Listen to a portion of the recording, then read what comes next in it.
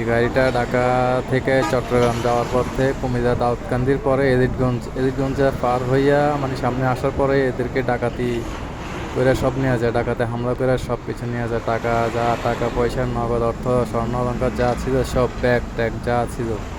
এইভাবে প্রতিদিন প্রতি রাত্রেই মানে এক দুই তিনটে ঘটনা ঘটে, প্রতিটা রাত্রেই এইভাবে সমস্যা হয়, দুর্ঘটনা ঘটে, কিন্তু পুলিশ কিছুই করতে পারে না, এটাই তো বুঝি না। যাই হোক, এইভাবে রাস্তার মধ্যে কোনো সমস্যা হলে বা রাস্তা যদি আপনার গাড়ির মধ্যে কোনো আওয়াজ হয় রাস্তার মধ্যে এইভাবে দাঁড়াইবেন না কেউ। গাড়ির চাকার মধ্যে রড ছুঁড়ে মারে অথবা ইট মারে, এবার ড্রাইভার মনে করে কী হয়েছে দেখতে যায়, দেখতে গিয়া এইভাবে ডাকাতে অ্যাটাক করে।